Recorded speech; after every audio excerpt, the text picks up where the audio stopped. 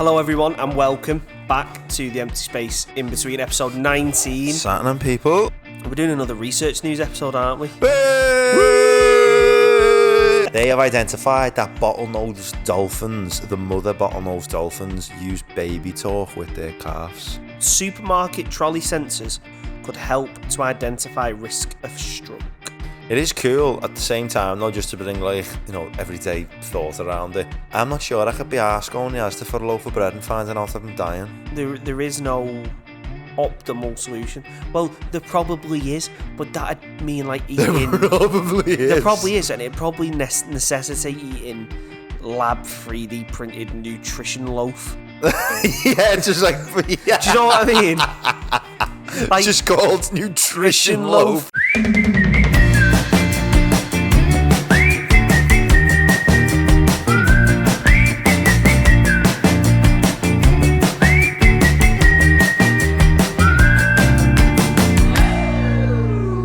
Hello everyone and welcome back to the Empty Space Inbetween episode 19. Saturn people. So we've done 20 episodes, but the first one was episode 0 because it was an introductory. So this is our 19th main episode. Main EP. Thank you everyone for sticking with us. More importantly, thanks to the Ship and Mitre for having us here again. I've had a lovely beer here. It's called Karma Chameleon by Brew York. We've not done this in a while, have we? Karma Chameleon. You come and go. You come and go. Yeah, so, how have you been, Sam? We've had another run of guests.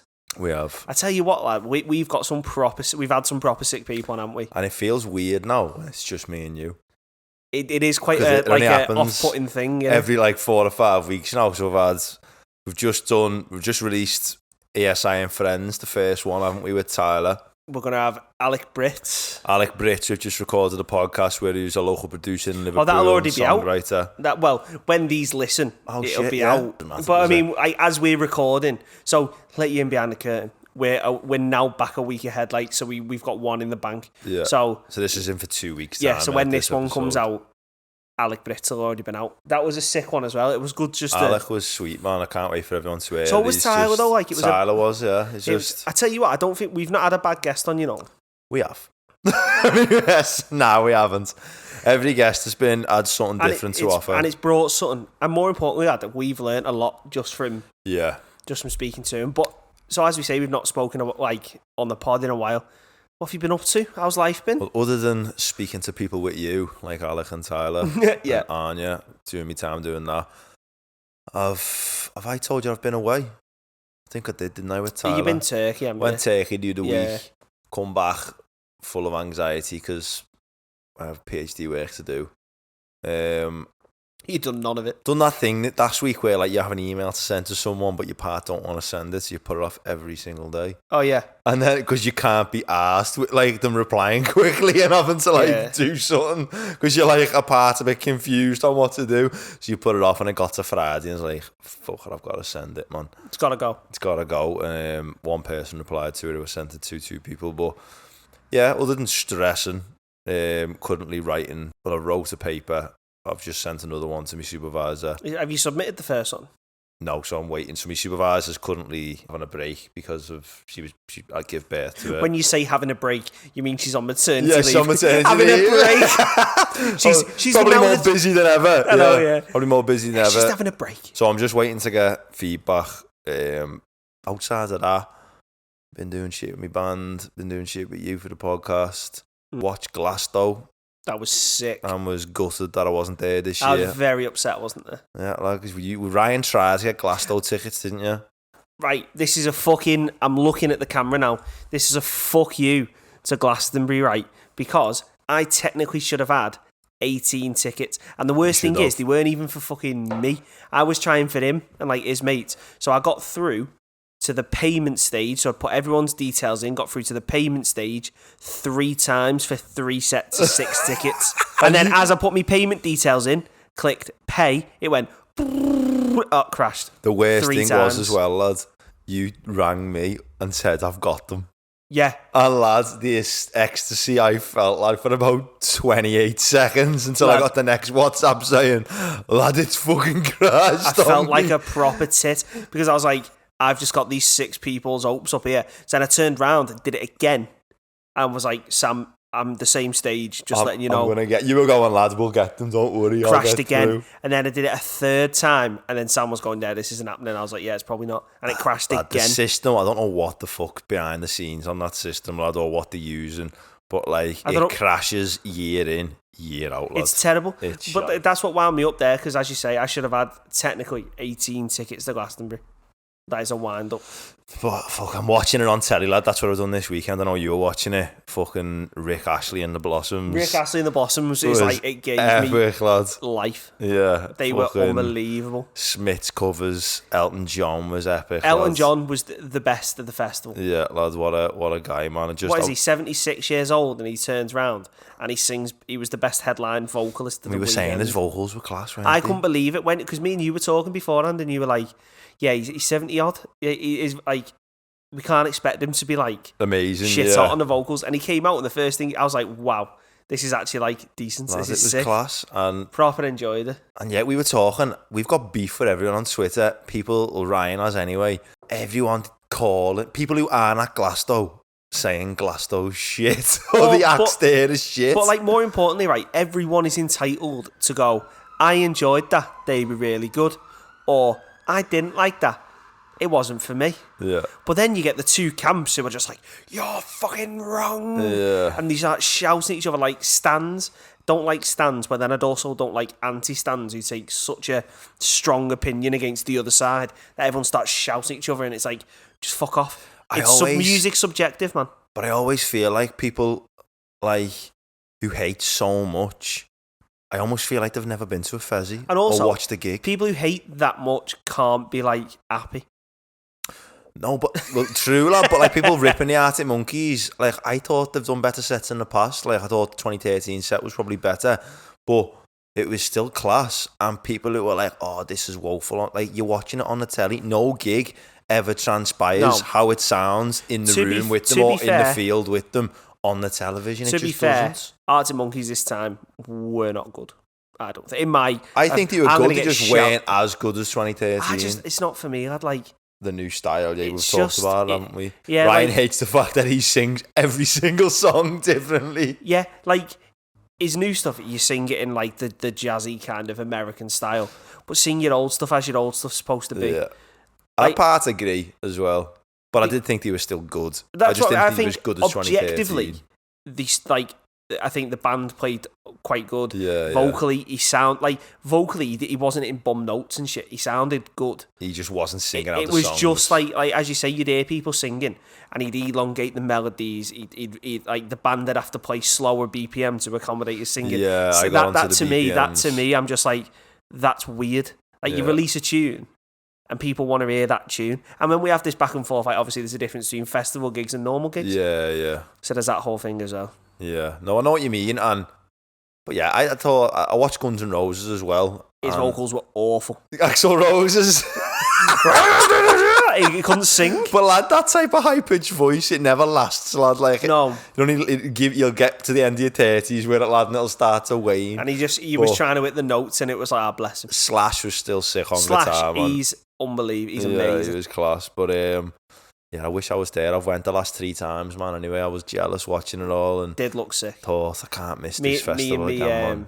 Me and my missus looked at each other and were like, "We'll go." Lad, the best thing I've told you is we were talking about going, and Ryan in the end, due to funds and other reasons, like, you know what, I should spend it else on other things, which is fine. But like the best thing about Glasgow, I've told you, it isn't the headline acts. It's all the other bits around it. That's just an add-on. The fact that you see Elton John's amazing, but you don't come away from it thinking Elton John was the main thing, lads. Yeah. You come back thinking like, I loved the camping experience. I had a laugh in that little mad tent where there was some little mad band. We were there for 3 hours. How funny was that? In that like we went to a circus. You just have a laugh in loads of different ways, lads. That's what I mean. But yeah, I'm definitely going next year. What have you been up to anyway? Been to 2 unbelievable gigs a couple of weeks ago. So I went to Cortina's Heaton Park. Yeah. They were unbelievable again. How many times have you seen the Cortinas now? I reckon I've seen them once a year since college. Yeah, Ryan must have seen the Cortinas 10 times. At least 9 times. Because since I've seen you, you've seen them 4 or 5. At least since 9, I've known you. At least 9 times I've seen them, yeah. That's ridiculous, lad. Love them, lad. They're not that good. No, they are. They're fucking fantastic. They're not good enough. You know what? They are. Fair play. I'm not going to diss them. It's just unbelievable. And then, so I did that on a Friday, the 9th of June. Then on the 10th of June, I was up in Newcastle to see the man, the fucking legend that is Sam Fender. That was a very athletic waist picky Coke Cup. That was Sam Fender. Sam Fender. That was, honestly, I say this now. I've been to quite a few gigs, yeah. That is the best gig I've ever been to in my life. Lads, his gig at Glastonbury was one of the best I've seen. But what was so special about, because he played in St James's Park, for those who don't know he was playing, and the whole thing, it was more than just him playing music. Because it was at his own town. It was like a celebration of his achievements. Of being Geordie, and the whole town was behind him, and there were people who defo weren't getting tickets all on the grass banks outside St James's Park with pints. So as we were walking in, there was people sat there with pints going, no intention of getting in, they were just going to absorb it from the thing. It was like the whole town was just, the whole city was just... was there for him. This is our kid. And you went in, and he played his fucking heart out. And one of the best bits was, what's his name, lead singer of the AC/DC? Yeah, we were talking about the Geordie, I can't remember his name. You carry on talking, I'm going to get his name. But yeah, so he came out, and he played 2 AC/DC tunes. Well, what he did first is he went, I'm gonna Brian Johnson. He went, I'm gonna bring my guitar teacher out. That was my one and only attempt at guitar teacher. So he brought his old guitar teacher out as like a thank you to play at St James's Park. And then he went, this guy just loves to rip AC/DC, loves to play on the guitar, he's class. However, we can't play AC/DC without having the one and only, the true Geordie to come out and sing it. Fucking brought him out, and they played Highway to Hell. I think it was Back in Black, I want to say. Fuck off. Boss. One of my favourite live performances ever is AC/DC in Brazil back in 2009 doing Highway to Hell, lads. And the crowd is it's like it looks like a sea. Them South American crowds go nuts, don't they? They just it's a different level, rock, lad. Different level. But that's amazing. Like Sam Fender, lad, I've seen him in a tiny room in Leeds, and I've seen him at Glasgow. His songs are so singable. He's just amazing. Like 17 go, oh. Everyone sings it, don't they? Lad, and it's class. And his lyrics are class. Also, a little honourable mention before we get off Glasgow. Did you see Lewis Capaldi? So emotional, that was so sad, lad. My mum was crying her eyes out, lad. When he was just like ticking, doing and then the Someone whole You crowd Loved sang it for him. Wow. Yeah, lad. I think he's taking time off, innit? He needs it, lad. But it's what happens now. Like, so Sam Fender had to do the same thing. Like, he had to take a break because of his mental health. It's the problem with the music industry in general. They just try and milk the artists for every single thing they're worth, gig after gig after gig after gig, and then people wonder why people break down or get mad on drugs or what else you're supposed to do to cope with this manic fucking lifestyle. I think a lot of them as well, lad. Like, they don't mind doing it when they're climbing. Because it's like all about the climb, like you're not going to get anywhere. Yeah. But I suppose once like you become Lewis Capaldi and you become Sam Fender and you become successful, it's like, well, I'm here now, why am I still doing? Yeah, like people are still going to listen if I'm here and if I come back in 6 months with tunes. And I think people get scared, like if I'm not constantly gigging or not constantly here, people will forget about me, you know what I mean? It's a proper bad trait of the music industry is the way it's like they've got to abuse. It's like you're a circus act that gets put out, and it shouldn't. But do you want to see what I think it's in a test to now as well? I mean, it was always the thing, but like how the internet's going about, everyone has short attention spans. Oh, as soon as you not even just music, like your old news quick. Yeah, like and then you're out the news cycle. Yeah. You're done. And I think that's a testament as well to, like, say, going back to Sam Fender's St. James Park gig. It was all over social media, TikTok, whatever, for like 2 days. Now, nothing. Whereas if that happened in, like, say, the 70s, 80s... Be in magazines for weeks, wouldn't it? Yeah, be on MTV and everything. Like, yeah, that's a mad point, lad. And I suppose it's the same in, like, you know, writing papers. Like, it's the same as scientific release news. A paper and then it's like your hot news for 4 days, and then someone else does something else. And then someone else will do... It's defo present in deep learning. Someone will do something, then literally half a day later, someone will do something else. So there's no time to digest what's happening. It's just... That's it, lads. But talking of science news... Yes, so this was very music heavy, so we'll get on to what we're on about today. We're doing another research news episode, aren't we? What did we call it last time? Is it research news? Research news, news of the research of the world. News of the research. News of the world. News of the world. That got cancelled? Was it Piers Morgan who worked for them? Or was it no, someone else? I'm thinking of Read All About It. News of the Mock the Week. Mock of the Week. Yeah, that got cancelled because that was their theme song. Was it? When it came on. Yeah. Anyway, so the idea behind the series, for those who didn't watch part 1, if you didn't watch part 1, what are you doing? It's episode 9. I had a look. Episode 9, yeah. So go back episode 9 to get the first kind of bout of what we talked about. But kind of the idea is, so when we don't have guests on, and when we're not doing like an agony aunt or that type of thing, or an ESI with friends, or their guests, you know what I mean? We talk about like one specific problem. So we've done in the past self-driving cars, we've done electric cars. What else have we done? Social media and ChatGPT. Social media, ChatGPT. What I'll do is I'll put banners in the thing so you can go and listen to link to them videos. You can watch them back. So we do like kind of like mini case studies about certain things, ban stuff discussions around. About science and it's an excuse research. For us to look into stuff. But then sometimes like a lot of things happen and we just want to talk about some interesting things we've seen. And the good thing about science news as well, Ryan, like compared to like we do like the big think discussions where we pick a topic and go into it for an hour.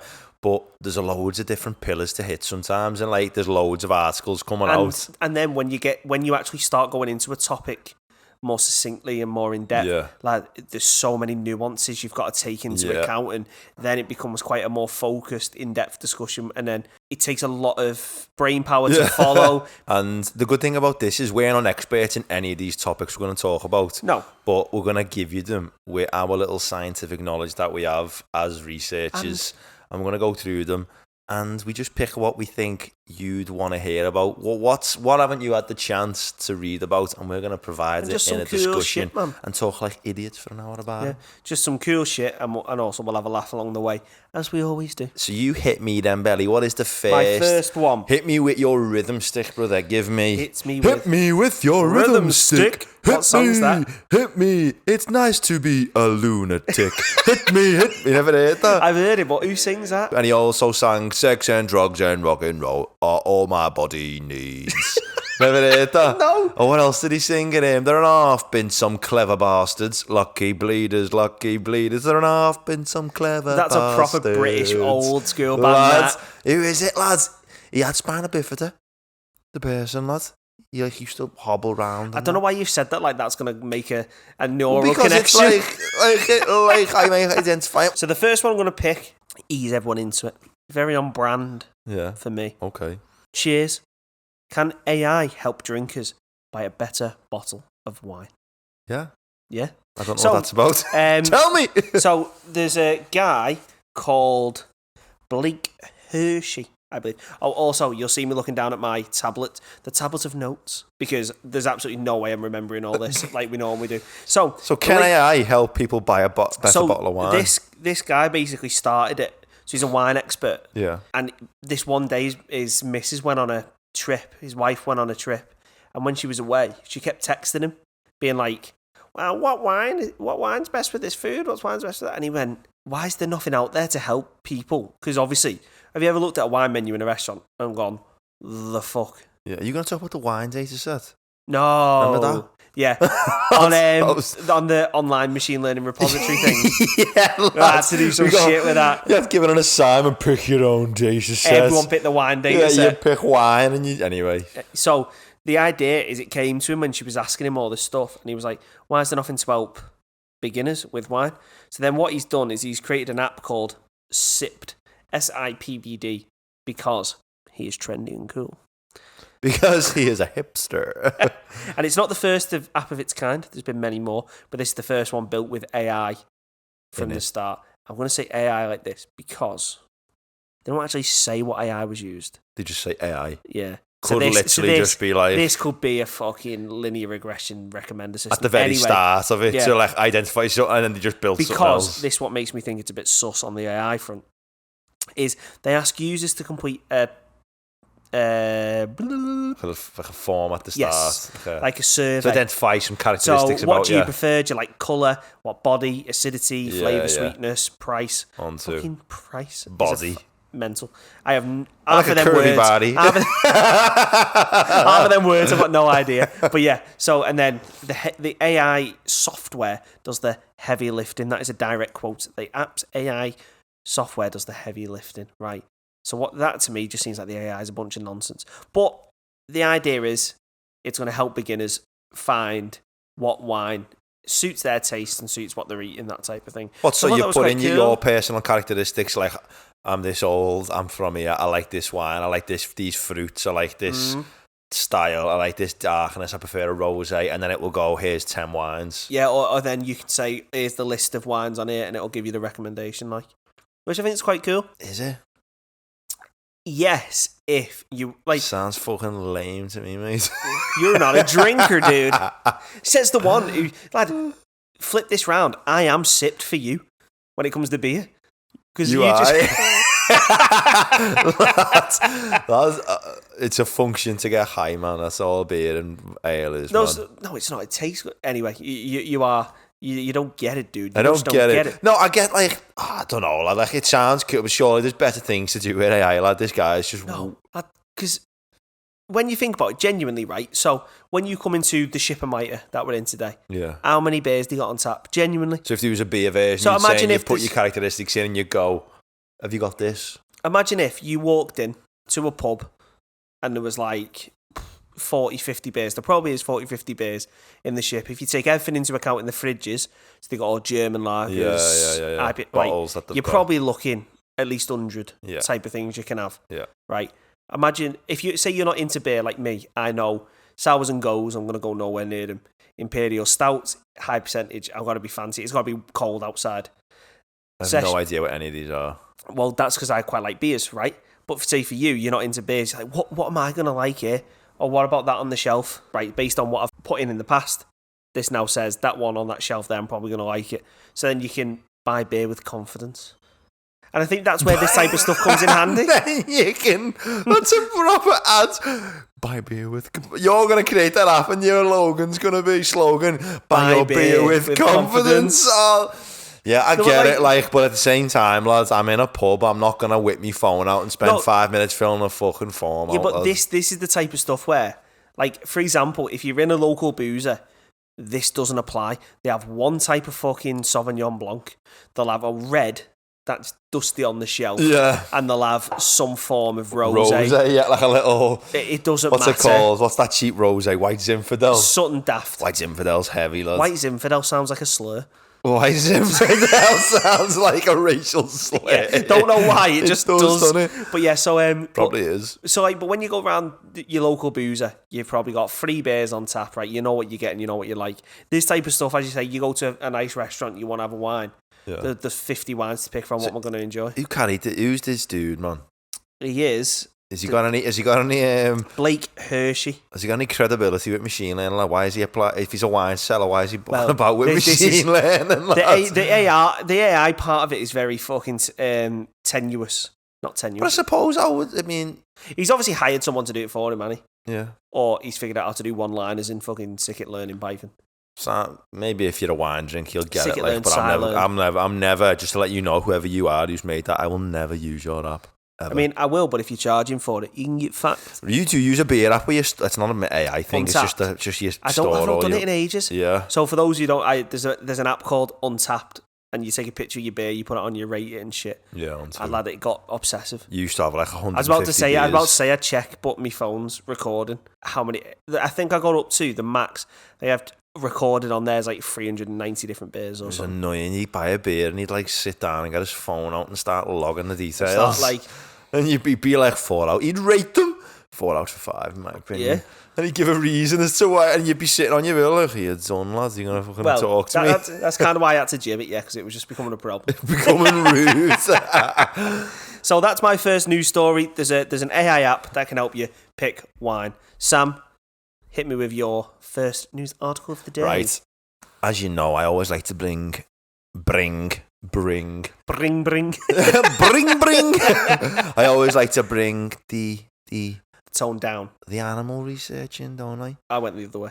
I had rats the first time, didn't I? Remember? Rats get down to the beat. Rats could identify music, man. I can't remember the guy who done it or the Yeah, woman they would like at tap into the university. beat and stuff, weren't they? And certain BPMs they registered better. Well, one of the most complex things that animal researchers really don't understand, and they have no idea really, bar some like preliminary evidence, how certain animals communicate with each other. Yeah.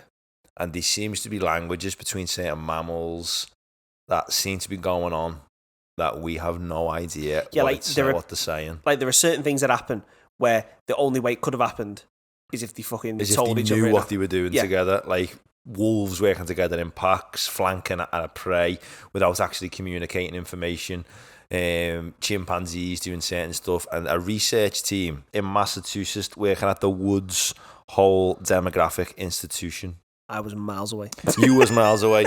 They have identified that bottlenose dolphins, the mother bottlenose dolphins, use baby talk with their calves. Fuck off. So they speak different. So like they use different audio signals with the calf and. So the same way that humans, when you see a baby, go like, oh, "Yeah, you're okay." Fuck off. And we know that babies respond to a higher pitch voice. Go up to a 2-year-old and go, "What's happening?"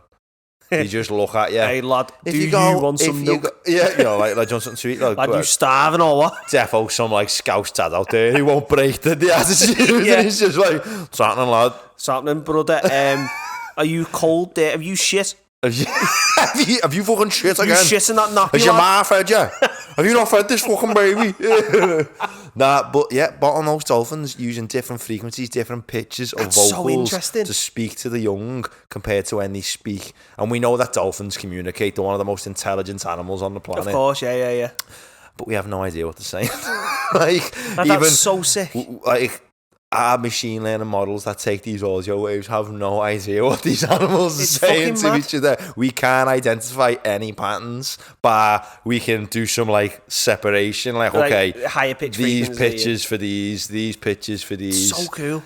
But this has reminded me of a video I seen the other day. It's slightly off this, but it's like interspecies communication, the kind of thing between orcas and humans. So there was this video, and these baby orcas came up to a research boat, and they were like diving around it and trying to think. So these researchers followed the boat, and then as the baby orcas saw that the research boat was going where they were going, they were like proper like swimming, going for it out the water, led them to the mother or someone in the pod who got tangled in fishing wire.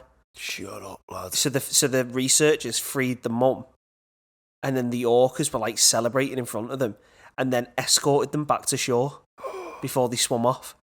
How fucking mad's that? Have you seen those awkward orcas off the coast of Portugal that tipping boats? I briefly saw a news. We probably should have included this as a news article. I was going to, but I forgot. They're attacking boats. One of them, lads. So research. I'm not clued up on this story, but like no, same. Just peripheral sort of reading. While you're chatting, I'll Google it now. So apparently there was one orca that had a bad encounter with a boat and tipped it on purpose because it was angry. And have you ever seen orcas like kill a seal? How they work together to like swamp it, don't they? Swamp it if it's on an ice. They're so clever. They know how to surround it. If it's on an ice sort of what's it called? An iceberg. I have seen that. So I'm going to have a look now. Those videos of boats. orcas killing seals is nuts. Yeah, on livescience.com, orcas have sunk 3 boats in Europe and appear to be teaching others to do the same. But why? Scientists think a traumatized orca initiated the assault on boats after a critical moment of agony, and that the behaviour is spreading among the population through social learning. That's insane. Orcas have attacked and sunk a third boat.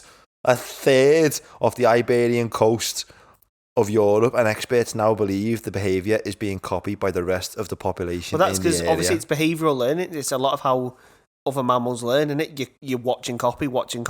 It's like how we learn, watching copy. That's insane. To be fair, we probably deserve it, man. Yeah. Like, we have been wicked to animals, man. Yeah. Like, so they're probably just thinking, you know what? I'm done with these humans. We're at the top of the tree, baby.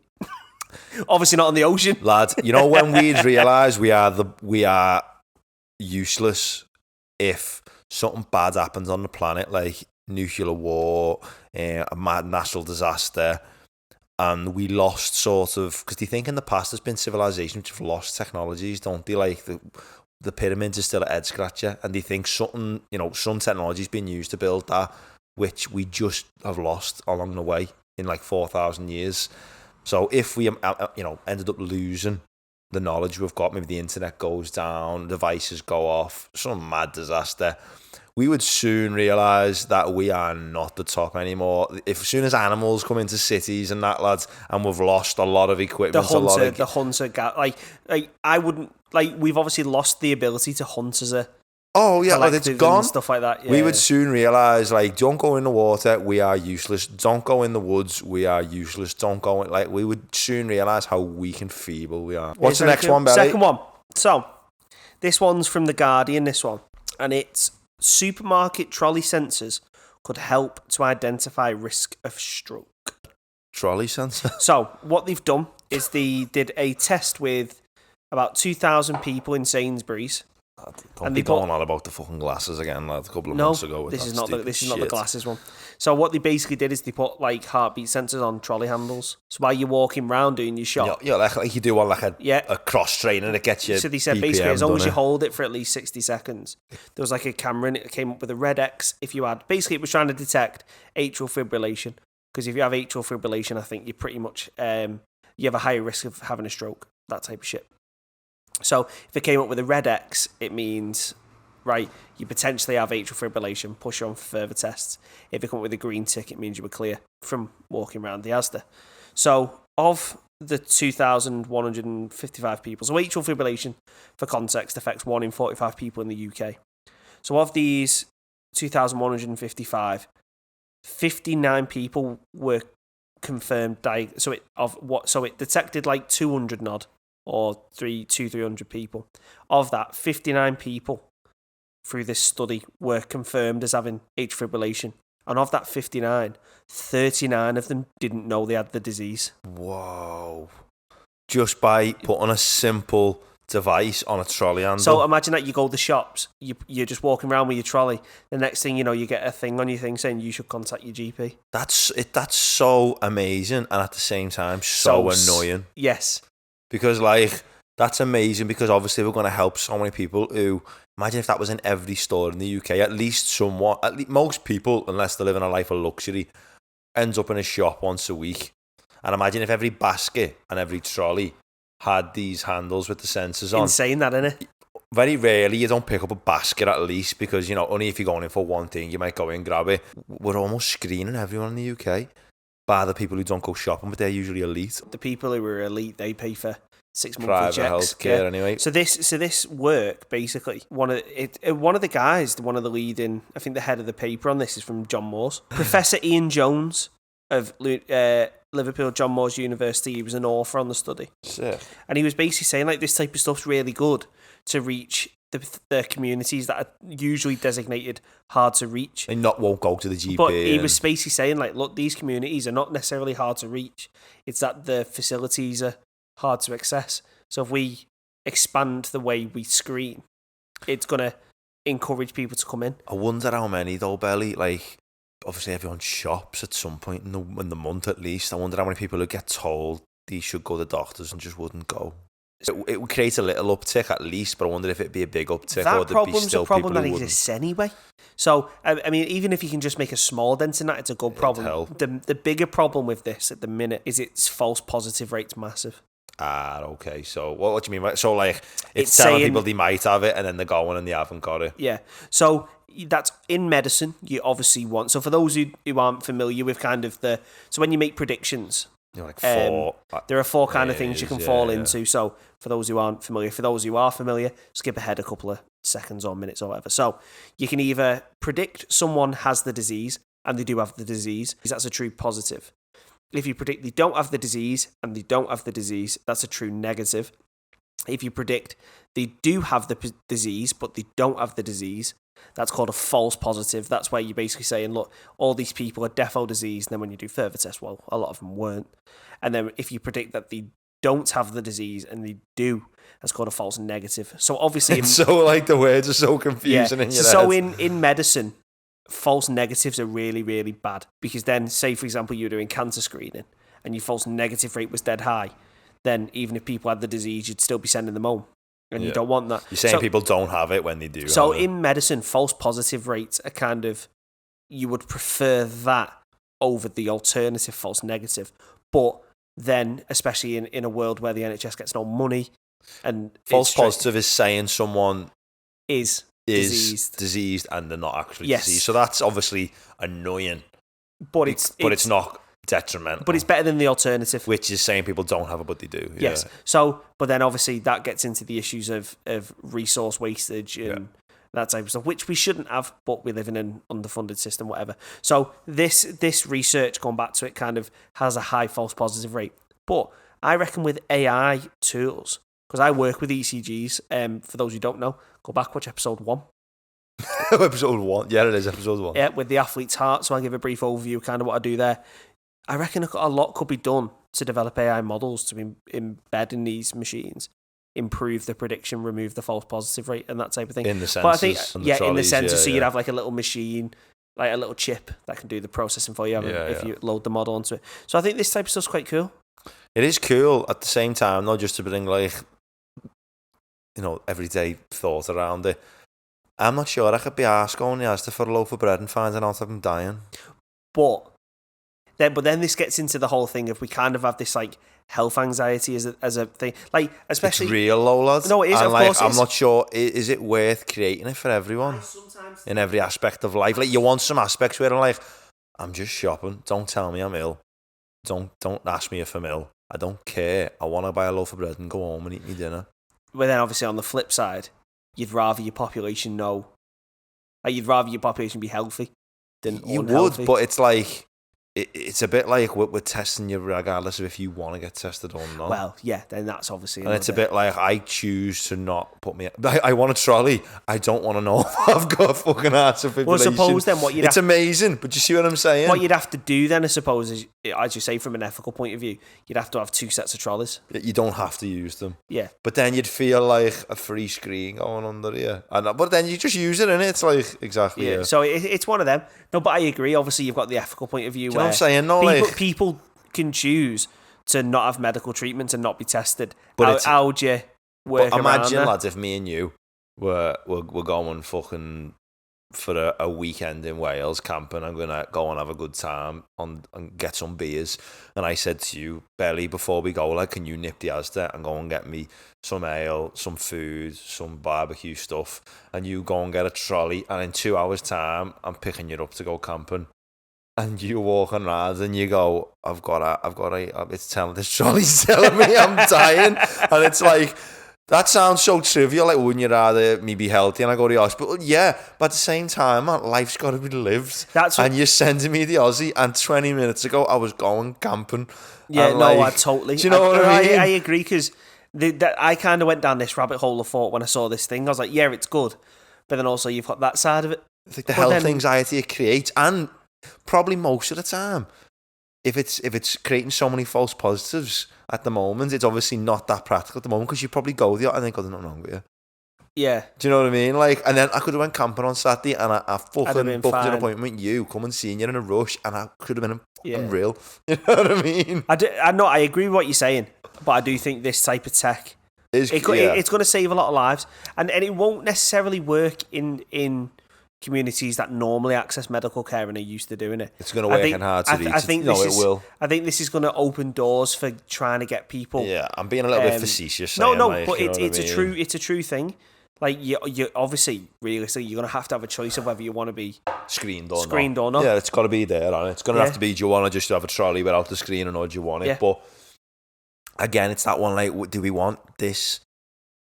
I mean, someone who obviously, we all want a healthy population, but there's got to be areas of life where, like, they're not collecting data on you. Well, then you're just free. Then of, you've like, got to get the thing of this anxiety of, like, everything's collecting something, and it's like, that's good because we've got loads of data, but at the same time, it's like, I kind of don't want to be collected on. I think the way this would work is it doesn't collect your data.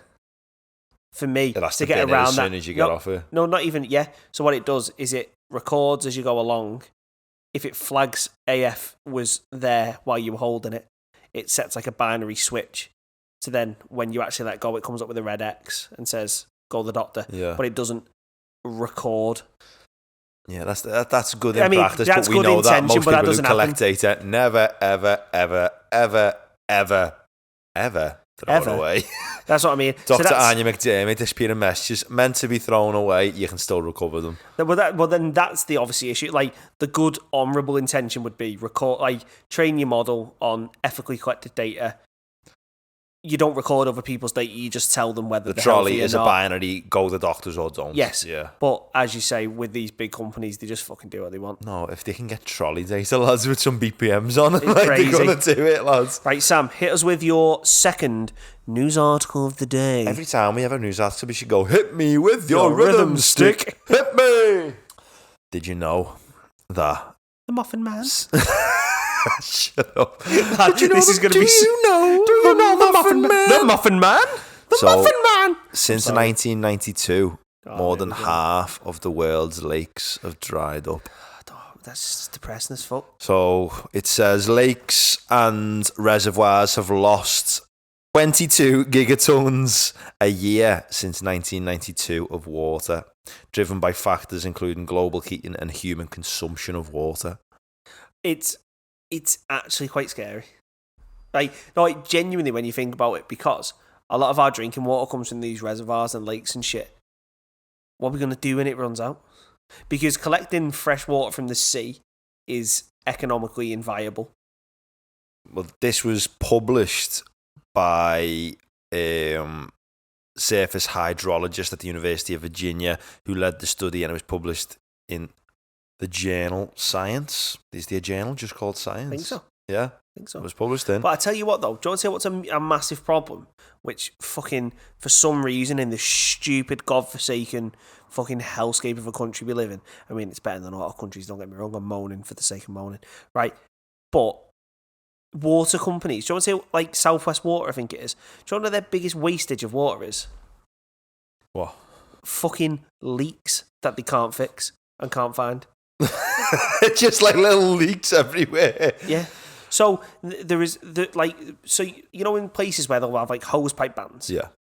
So you can't use your own water. But in that same county, there might be fucking thousands and thousands and thousands of litres of water a minute being wasted, just being fucking pissed out of faulty equipment and stuff. It says here that there's been a 56% of the decline in natural lakes was driven by global heating and human consumption, with warming being the largest share of that. So the global warming, I mean, that makes sense. The largest, but they're saying human consumption is also a considerable amount. But it's one of them. So global warming kind of, well, if you think about it, like kind of a logical kind of thing, because more water's being evaporated, human consumption, there are more humans, so consumption's going up, but then it's heating up, so there's harder to get water in, and there's less rainfall and there's everything, so it's like a kind of... It's used for everything as well, and like, that's one of the things which is so, like me and Ryan, as we know, we went vegan for years, like a year at least. So much water is used for agriculture and growing crops. No one's clean, are they? Like, there's vegans preach you shouldn't kill animals, and I was preaching that a couple of years ago. But then, in order for the planet to all eat vegetables, the water intake would skyrocket. But on the planet. It's one of them. There is no. And it's like, what's the way? It's finding what's the lesser of two evils. The problem is there is no optimal solution. Well, there probably is, but that'd mean like eating. There probably is, and it probably necessitate eating lab 3D printed nutrition loaf. Yeah, just like, yeah. Do you know what I mean? Like, just called nutrition loaf. That's at least what it's bread, lad. Fucking love bread. No, but it wouldn't be carving bread. Up. It'd just be a big slab of a mix of perfect protein, fibre, carb, fat. Yeah, and it'd be no flavour. It'd be nothing. There's no wastage. Have to get some Heinz red sauce on that bad boy. Oh, you can't use that waste. Oh yeah, true. So this is what I'm trying to say. Like, of course, there's a perfect answer, but like, I seen the other day, like vegans, and I was a vegan. I'm not against veganism. If you want to do it, do it. It's a free world. But I was a vegan. I mean, objectively, there are like their arguments, like, they're right. Yeah, it's fine arguments. I I left veganism because I felt like I was eating shit. Yeah, I was a lot eating of boxed high-processed food. Yeah, and I thought it's got to be better for me, not the planet, for me to eat fresh chicken breast than it is to eat a box of veggie sausages. Every day. Like, every day of the week. It might be better for the planet to eat them veggie sausages, but for me as a human, as living. Anyway, different arguments. There's research coming out saying that plants are more sentient than scallops. You know, scallops out the ocean. Yeah. Scallops. But vegans won't eat scallops. Did you ever see the Mythbusters thing on when they tried to test if plants had feelings? No. It was funny, to be fair. So like so basically they were seeing if plants had feelings and if it affected the growth. So like in one they just left the plants alone, in the other they walk in and every day just like slap the plant. And there was like no difference. So it was like, yeah. I like playing different music. Onto plant feeling though. And like, if there's a word, what's it called? Like botany. Botanists and that looking into like certain like music, like lad, it's weird. See, but Mythbusters have done that and disproved it, I think. I know, but there's a lot of, what the fuck's Mythbusters? You're not seen them, lad? No. Lad, Mythbusters. Sounds like some mad YouTube channel. Lad, it was on Discovery Channel, like younger. When I was younger, lad, it was like the best shit ever. But they did an experiment and proved it was not. But as you say, new things can be new things. But anyway, I was talking about drying up lakes. Yeah, that's fucked up, man. The world is getting warmer though, and like even like I don't know this because I'm older and I'm more conscious and I'm sweaty now, so I just more of a smelly bastard these days. But like I didn't felt like I sweated as much when I was 12. I didn't feel like the summers were as hot. No, the summers weren't as hot. Like now it's like. It's obviously more hot. It feels warmer, doesn't it? Like it feels humid as well and boggy, like tropical. Because our climate's totally changing in the UK in the summers as well. Every single place in the UK is designed to keep the heat in. Well, yeah, because obviously we were cold always a couple of hundred years ago. So yeah. How's that gonna fuck everything up? Like everyone's gonna have to get aircon put everywhere. Aren't but then the houses aren't built for fucking aircon. No. Then where are you gonna put the duct in and shit? Oh yeah. Dude, we're screwed. Can everyone please stop ruining the planet? It's going to be sweaty for the next 100 years. But then that gets into the wider conversation of global warming and just how no one actually seems to genuinely give a fuck. It was like what Molly was saying from Stupid Genius. He's looking into like conglomerates and global warming and emissions. They're not going to do the part. But she was saying as well, just from an individual perspective, she said conglomerates have the biggest weight, and like if they sorted the shit out, we'd probably be able to do what we want. But she was saying most people, and there's like she was done philosophy, didn't she, at university. She was saying there's like a theory of the brain which says you don't actually care about a problem until it's your problem. Well, that's obviously a thing. It's like, for example, if you take modern wars, for example. Yeah, we sort of just watch from the sides going, that's bad, isn't it? The Middle East has been at war for like ever. Does anyone actually care? And then everyone says, yeah, we're arsed. And then like the British public only genuinely seemed to be asked when British soldiers were coming back in boxes. And then now British soldiers aren't coming back in boxes. It's like, bye. Yeah. Good luck with that. Yeah, so we're going to leave this here. It's mad, lad. It's like, but it's true, innit? Like, and we were talking about that with Molly, like, we're all using phones created in sweatshops. We actually don't give a fuck because we're using them. It doesn't matter how high of a horse you think you sat on. You're still tweeting it from an iPhone. Yeah, lads, or like them Nikes that you're rocking there today, yet knitted by someone on less than minimum wage. The reason you can afford to buy them is because of modern slavery.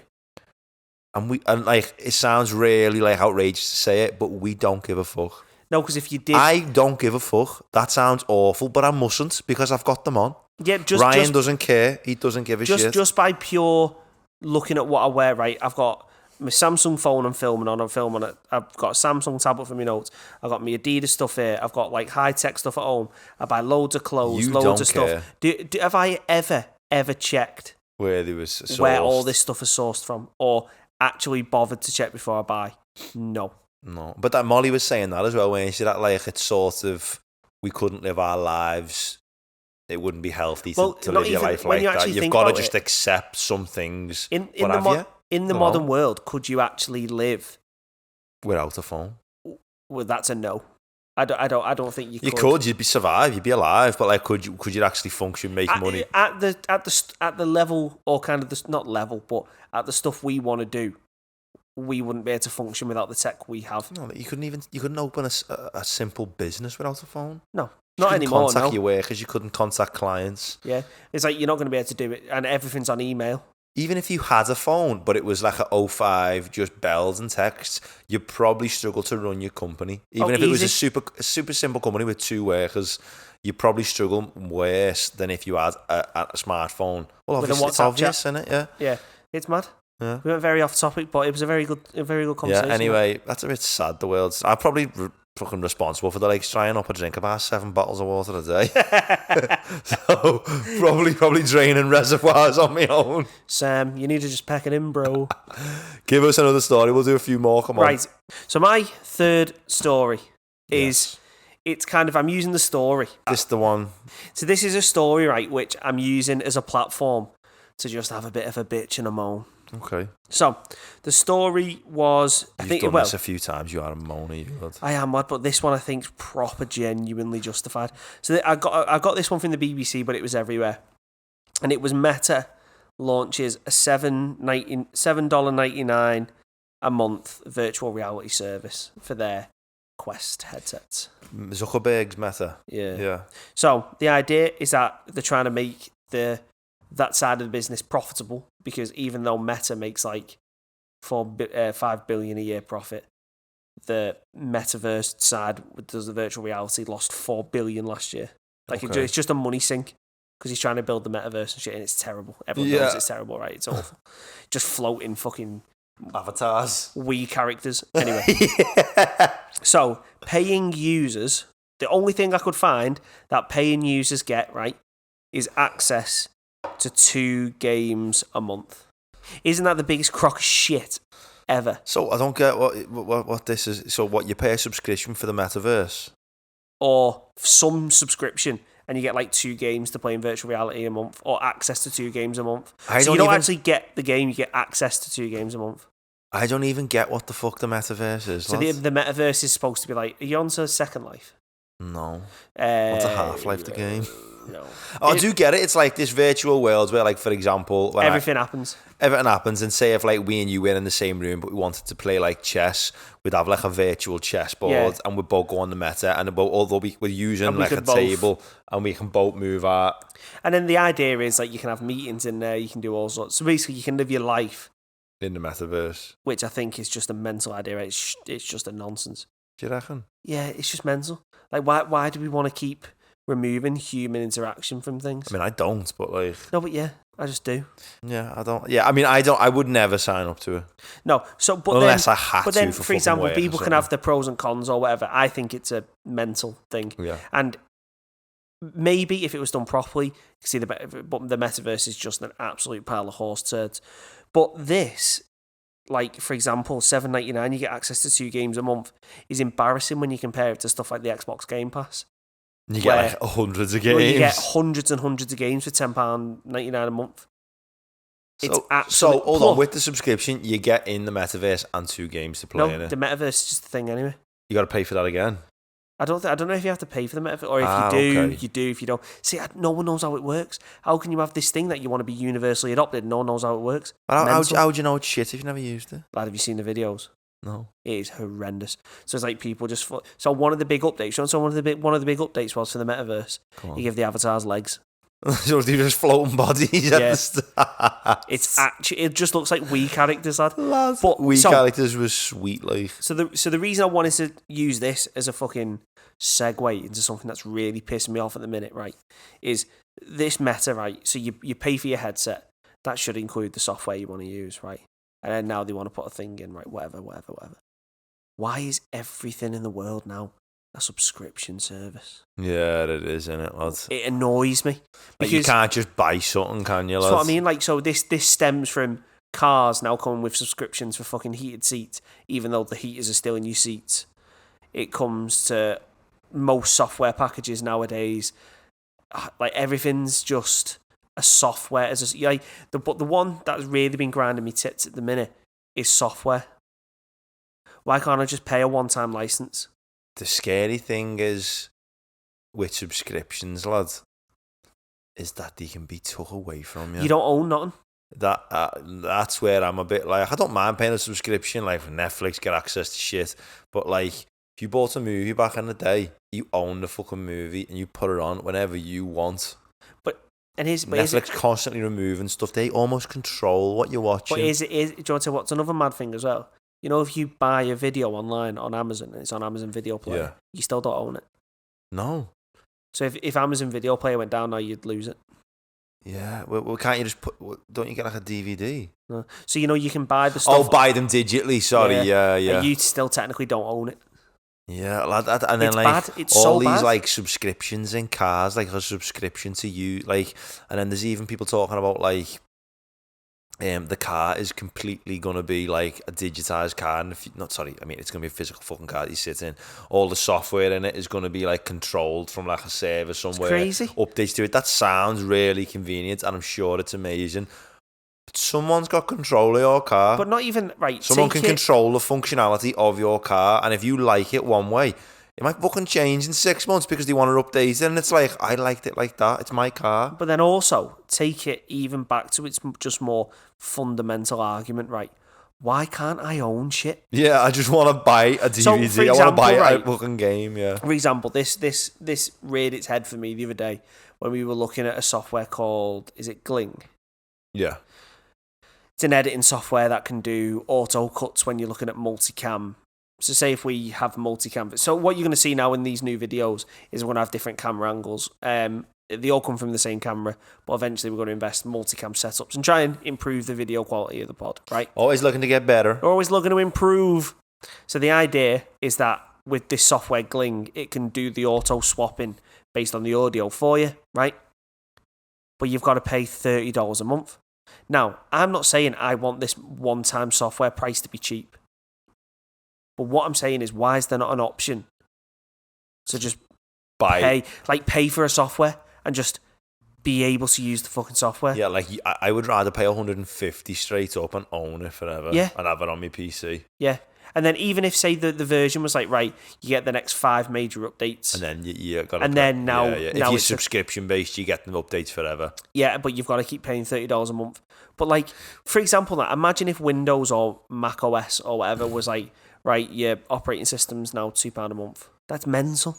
Might do one day, lads. But that's what I'm trying to say. Well, one of the reasons they couldn't everyone to just go to Linux because it's free. But by the by. Well, I know exactly why subscription based is. Well, yeah, because it makes money. It's to continue a profit stream. It's to continue. Well, not even. It's just a revenue stream, But as soon as you buy something, they stop being able to make money from you. Yeah, and that's the same. Think of like games. Years ago, you would buy Call of Duty, and once you had the fucking CD, that was the game, and whatever they'd done was on it, and there'd be probably 2 updates, probably in 6 months, in a year, another update, and the new CODs would come out. Not much had changed from the base game. Now, obviously, the games have improved because there's constant updates, there's constant improvements, bugs don't last long, but there's revenue in every aspect. You can subscribe to the Game Pass, you can get skins, subscribe to the camouflage passes, subscribe to getting guns. It's becoming like pay to win. And wherever they can put a subscription, they will, because it's revenue, as you say, and they'll lose money if they went back to the old model, even if it was like more ethical, or because they want to make money. I get it, but it really fucking winds me up. Yeah, no, it's annoying. I just want to be able to buy something and own it. Yeah, like, so for example, I now own this software. Yeah, this is my software. Obviously, under your license agreements, I'm buying the license to use the software, right? But it's on my PC. It's on my PC. You now can't delete it. You can't revoke my access, obviously, unless I start trying to resell it to other people and to say it's my software, whatever. Right, so I buy it, it's mine. Just let me use it. Because then maybe I don't want other software updates. Maybe this just does what it does. Just let me buy software, man. Yeah, it's really great like, to me. It's really, if you're really happy with this version and maybe you've got no space in your PC, you're just like, I just want to keep this version. It's just don't want to fucking update it. What it is now is like everything's a subscription, but it's like what you said, and this is, I think, what all these companies are jumping on, because me and Sam had this conversation the other day, is, but it's only a couple coffees. It's only a couple coffees. Yeah. But then when you sign up to 10 subscription service, it's that's 150 quid a month. Yeah, no, I know. I cancelled loads of mine. Like I went through mine the other week. I was on like Disney Plus, Netflix, Amazon, fucking World of Warcraft, like shit I wasn't even doing anymore. And this, what winds me up. Well, I cancelled them all. I was like, I don't fucking use this them. What really fucking does my head in. So, say if you buy a product, right? You buy it, and it's not as advertised, and it's shit. You send it back. And I will look at the camera now because I want Now TV. How can you sell that at £30 a month and it is so shit? Well, I've never had Now TV because I use it. I use it to watch sports on my phone when I'm out and about. 'Cause I'm always out and about when the F1's on. Did he give you all sports through the Now TV? Yeah, so Now TV Sky in it. So I pay for the sports package, and so they don't offer HD. You have to pay extra for it, right? So whatever. So I pay like £26 a month. And it crashes all the time. It's terrible. If I want to watch it on... It's terrible. If you want to watch HD on my computer, you can't. Nah. Even though I pay for it, because they don't have it as an option. This is what I mean, software as a service. It's like it gives people an out. Stop being shit. There's me rant over. No, I know what you mean. I agree with it, lads. Like, you want to own some shit, man. And I don't like the control that you don't have over your life. If you're paying, you're basically loaning something forever. Like, for example, it's just a loan forever. Like, say for example, paying to loan. It's like rent. I'm happy with rent's a different one. But it is like a rent for a service. It's just like I'm giving you rent money to use this software. But like, I'm renting it. But like, because as soon as I stop paying it, you take it back. But the difference is with rent, there is actual benefits, i.e., you don't have a liability of a mortgage. You don't have this. You don't have that. There's benefits to subscription services, to software. You don't have to pay outright. You don't have to do. There's there loads is. of benefits. However, I mean, obviously there's all benefits, but then the thing is, just give it me, please. I hate it. The biggest thing I think I lost my subscriptions. train of thought. Then the biggest thing subscriptions have destroyed, but they've been beneficial, is music. Before we get onto that, go on. I got my train of thoughts come back. Yes. So give me your train of thought. Say we use Adobe now for all our editing, right? So we pay the subscription fee. I don't really need all these mad features, yeah.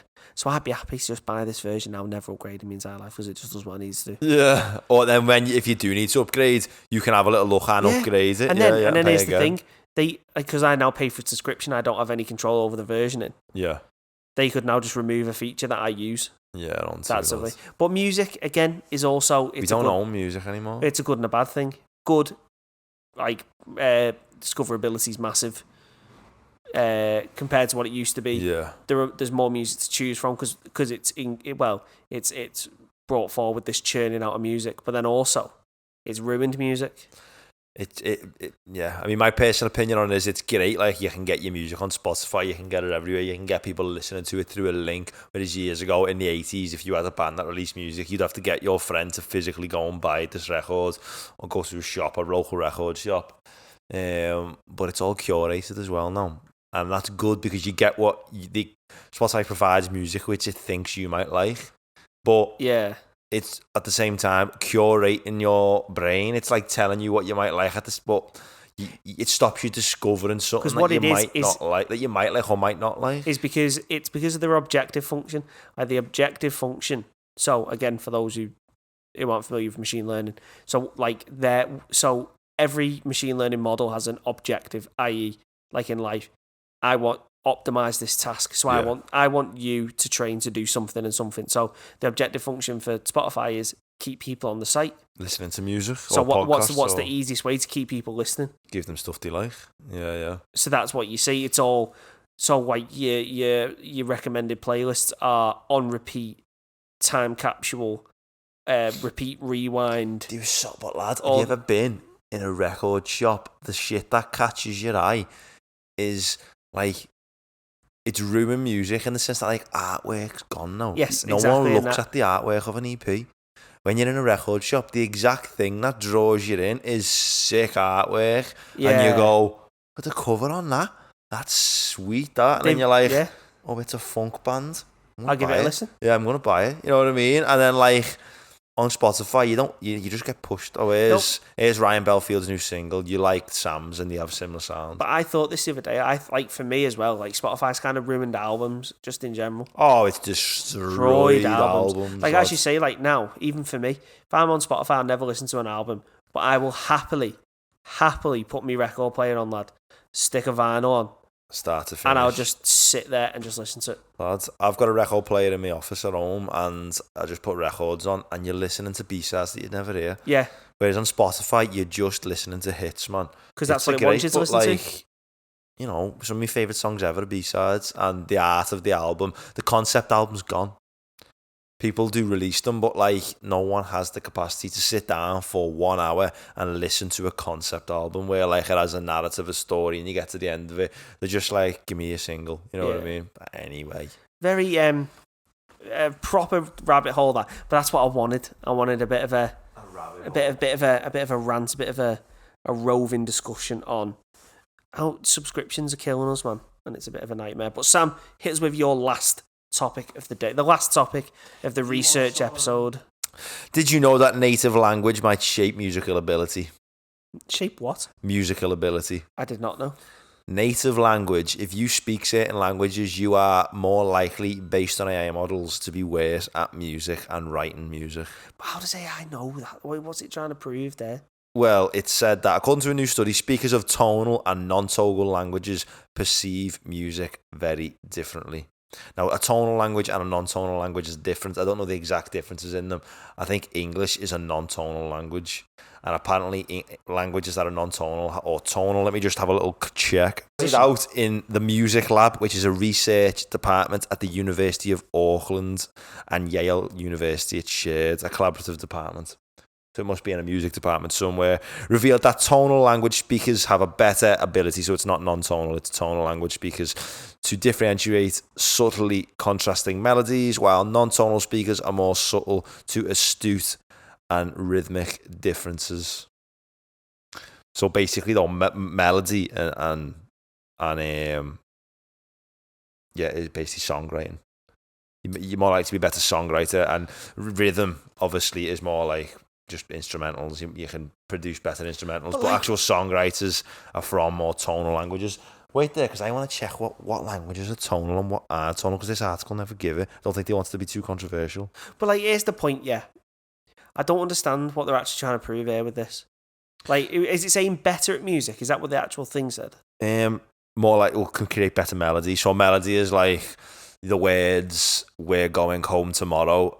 A melody would be, we're going home tomorrow. Another one would be, we're going home tomorrow. Another one would be, we are going home tomorrow. No, the 3 different melodies. So their objective is who's better at writing melodies?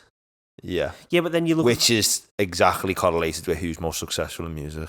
So tonal languages are Vietnamese, Chinese, Japanese, Mandarin, Cantonese, Thai, Swedish, Norwegian. English is not a tonal language, so we're worse at writing melodies, apparently. But then all popular music comes from the English language. So around 60-70% of the world languages are tone-based. So tone is like, you know, what's the tone of your guitar? It's like the blend of treble, bass, and middling. You know what I mean? A non-tonal language doesn't really take that into account to understand someone. So languages that are tonal need certain like frequencies to make the word correct. Whereas like hello could be said in any fucking tone, it's still hello. But then all that research is saying... It gives a different meaning. But then all that research is saying is that people who are used to changing the pitch of the voice to talk are better at writing. But it says they're only at a slight disadvantage when discerning rhythm. It came to a surprise as research, as most music is from the English language that is popular in the Western world. But then how have they done the test? Like, what's their objective function? Because if you're looking at successful music, that literally contradicts that entire finding. I don't know. It didn't say enough. It said it's potentially the case that tonal speakers pay less attention to rhythm and more to pitch, because pitch patterns are more important to communication when you speak tonal languages. No, like, don't get me wrong. The research is dead interesting to see how, in how... This was from The Guardian, so they didn't have much machine learning. No, this is what I mean. Like, it's interesting in terms of the fact there's a difference in perception between tonal and non-tonal researchers. That I think that's really researchers. You looked at 54 languages. Yeah, so what I'm trying to say, like, so it's interesting that there's a difference between tonal and non-tonal, languages in how they perceive music. But to say that one of them is better at music than another, I think that's a wild statement. So it says the study compared almost 500,000 people speaking 54 different languages from 203 countries and concluded that the advantages experienced by each set of speakers were where melodic perception for tonal speakers and rhythmic perception for non-tonal speakers. So we're better at picking up rhythm, basically. Basically instrumentals and non-tonal speakers should, in theory, be better at melodic creation and understand the melody better. But then this is where it really loses me, is that music itself is subjective. So we used to say one thing's better than the other. I mean, obviously people do, but this is where, for me, research should really stay out of it. Is that, like the research itself. So I'm guessing this is a bit of highly tuned journalism based on the research. You see I get what you're saying about this. So, like, what are they trying to prove? That's what I mean. Like, so what's the end goal? So I think what the research itself is dead interesting. So it's showing the difference in music perception based on language, right? Yeah. But what I think is the journalism side here has got a bit carried away and gone, hang on, these are better at melodies.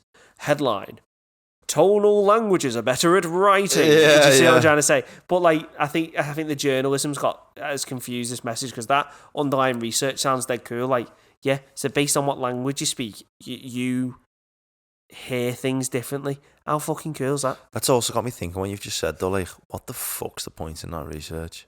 Other than identifying something, what's the use? There's no fucking use. Yeah, but I think just like, but then we're not in linguistics research. Linguistic research is mental. Like, it's so complex. Like, especially when you get into the point of like the different points in the mouth. So like, there are certain sounds which, in theory, are possible, which no one will ever be able to do, because it's to do with the way you have to speak from like the back of your voice, and like there's certain like tongue positions, mouth positions, different way you hold your frequency, like different stuff like that from a Tom Scott video. Of all things. The fuck's Tom Scott? Lad, you need to watch Tom Scott.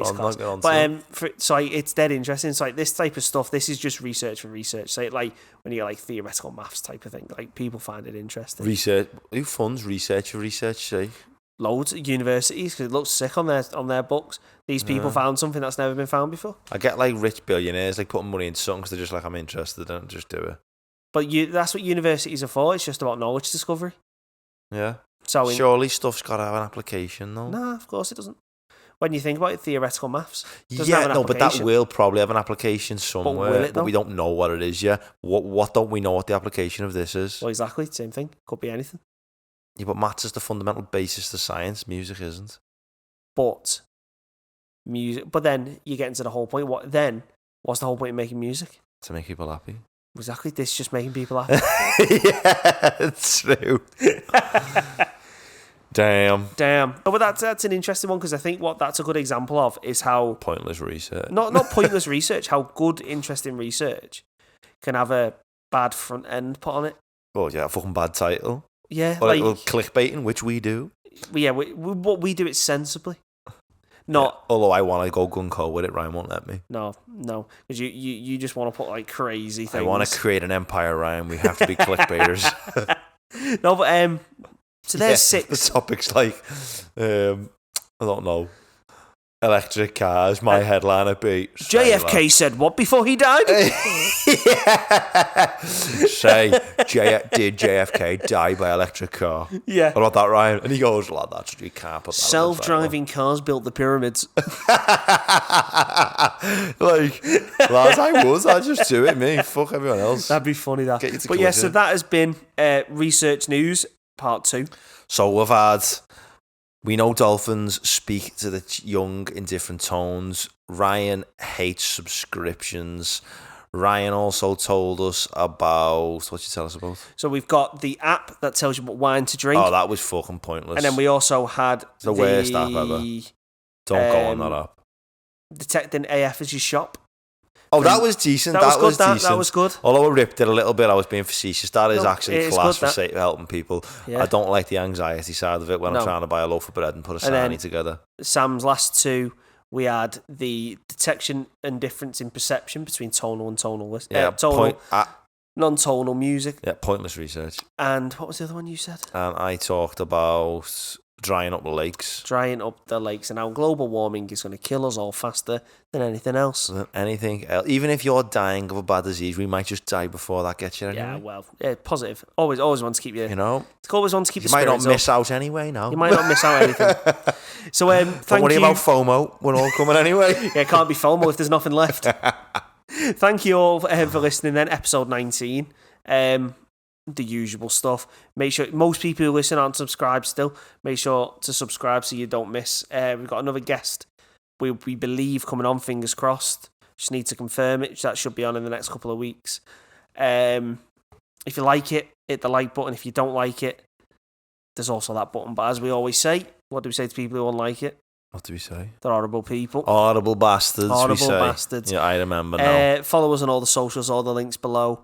And to close off, so before we close off... Yeah, I was going to say, don't forget, Before we close off... Don't forget! We're going to have to say bye to the YouTube listeners. We are. So, if you want to hear the ending of the full podcast, head over to Spotify. It'll be on there. But for those watching through their eyes, we'll see you in the next one.